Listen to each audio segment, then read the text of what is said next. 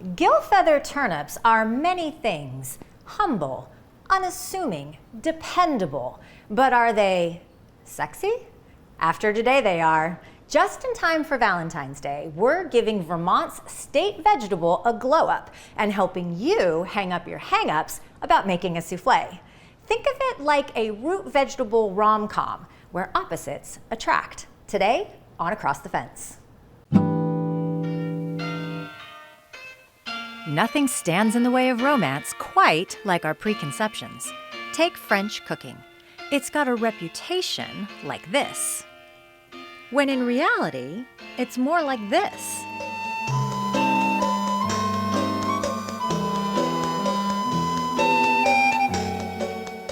Case in point, the souffle, the very icon of intimidation.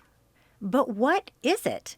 A country dish, a way to make a lot out of a little by puffing it up with beaten egg whites. And then there's the Gilfeather turnip. To learn more about it, I called up Anita Raphael, who lives in Wardsboro, Vermont, where more than a century ago, an enigmatic farmer named John Gilfeather became the first known grower of the knobby brassica that now bears his name. Anita, what did Gilfeather turnips mean to the town of Wardsboro?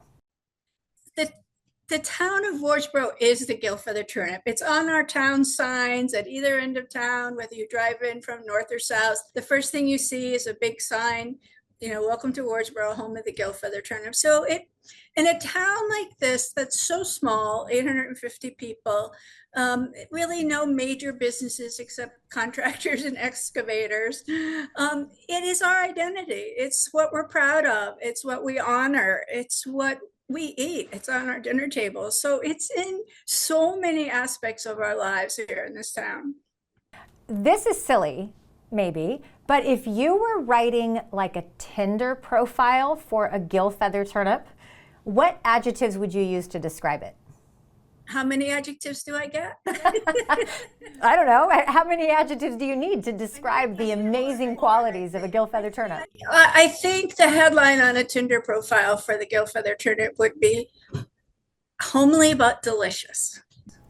Homely but delicious is a great way to describe, I'd say, a Gilfeather turnip.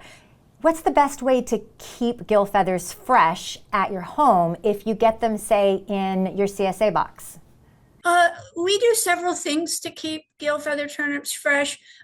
If you have a garage, you can just wrap them in brown paper bags, one at a time, and keep them in your garage in a milk crate or something like that if you have an unheated garage, as long as they don't freeze. If you don't have a garage and all you have is everybody has a mud room with no heat. You could use that too. But yes, what you could do to save space and make it a little quicker to use, a little chefy pre-prep on that would be to peel them, chop them into maybe 1 inch, an inch and a half pieces, put them in a nice sealed Ziploc bag and keep them in the bottom of your refrigerator where it's the coldest, and they should last very well. I would take them out every now and then and just give them a little fresh up, pat them dry if they started to get a little damp, and just keep them in there. They should keep just fine. Hot tips from a person who is very familiar with cold weather eating. Thank you for your time today. I really appreciate it. No, my pleasure. It was no problem. Thank you. Okay. Bye. Take care. Bye-bye.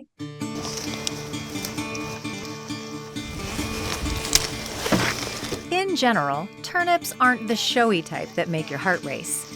But when I headed out in a late fall rainstorm to watch the Gilfeather harvest at the Intervale Farm in Burlington, I started to appreciate their rough-hewn, rugged side.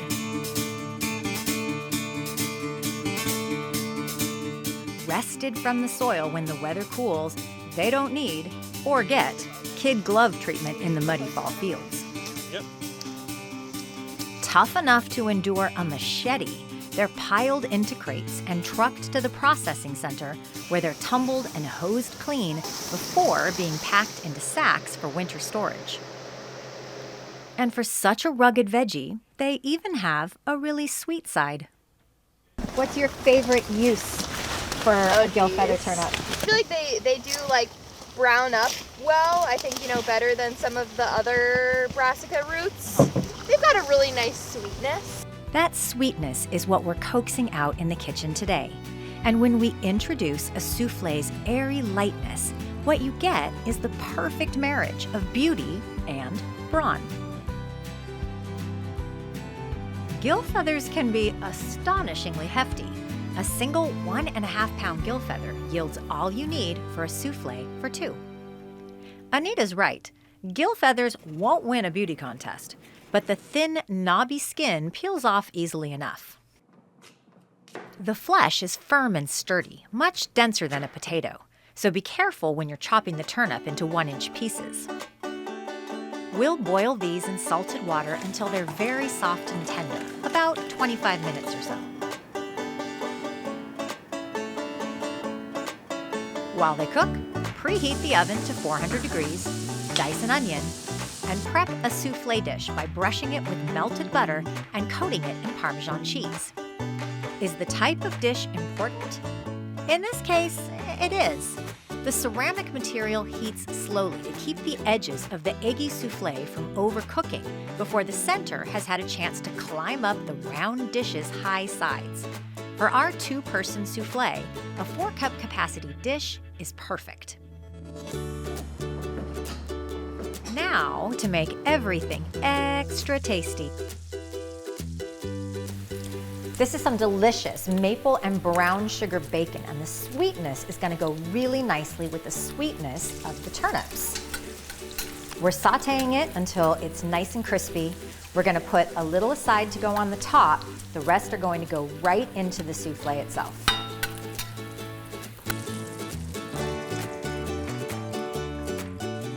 Caramelize the diced onion in the rendered bacon fat over medium-low heat. Take your time and let them get good and golden. After all, the turnips are still cooking. How do we balance all these sweet elements? Yeah, cheese will do it. You can use any kind of cheese for this souffle. Just think about what's going to go nicely with the turnips and what you like. I am using this cloth-bound Cabot cheddar, which was made in collaboration with Jasper Hill. Adding some chopped chives gives the dish color, and their oniony freshness keeps the souffle from feeling too rich. Right before the turnips are done cooking, separate 2 eggs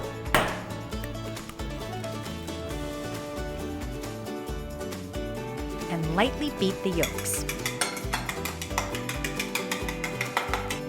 Then drain the cooked gilfeathers and puree them silky smooth in a food processor. Okay, you're right.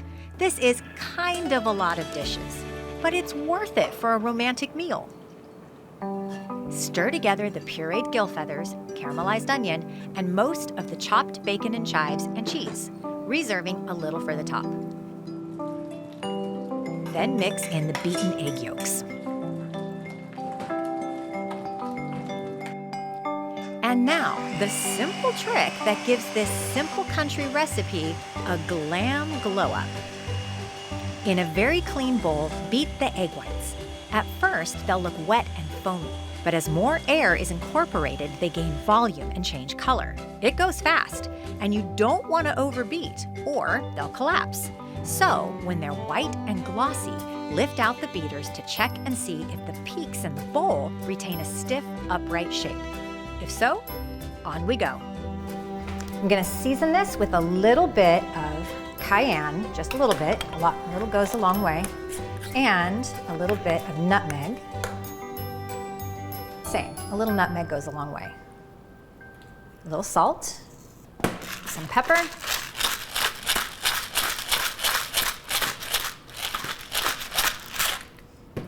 stir that in, and we're ready to add our egg whites. Now this is where a souffle becomes a souffle. It's all about those egg whites. So we're going to stir the first little bit in to lighten it up so the rest of our egg whites don't get deflated when we add them. And be really gentle. Just barely fold them in. You're not making a cake batter. Then the rest of the egg whites.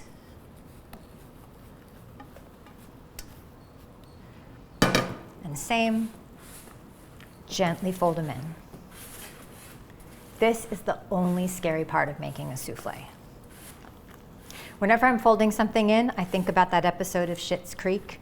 Fold it in, David, just fold it in. How do you fold it in?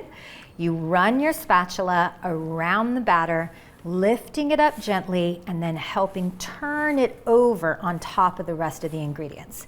That's what it means to fold it in. We don't want to overmix it. Put the mixture in the souffle dish, top with the rest of the bacon, chives, and cheese, and pop it in the oven. No doubt about it, making a souffle is a labor of love.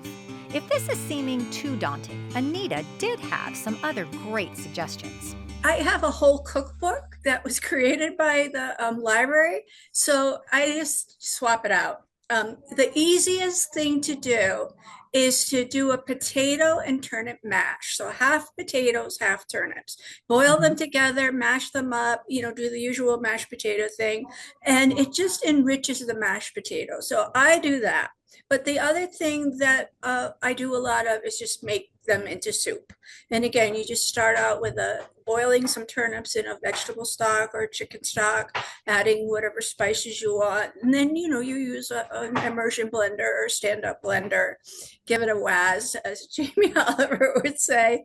And then you can put it in a bowl and maybe stream a little spinach coulis in there for a little decoration, or sprinkle on some chopped fennel if you want to enrich the flavor a little more. And plus you have to add like a bucket of cream to that too.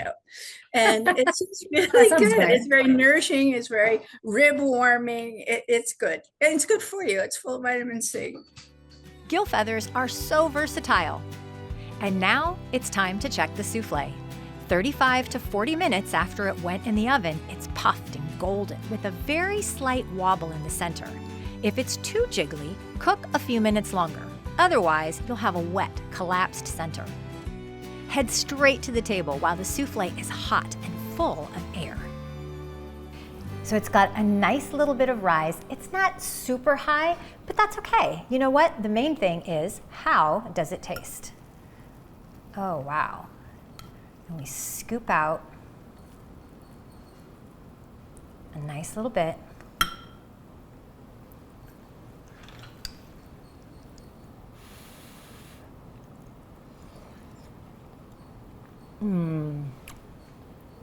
So delicious. And that is the taste of true love and the beginning of your obsession with Gilfeather turnips. I'm Amy Finley. This is Across the Fence. Come back and let's learn and explore again tomorrow.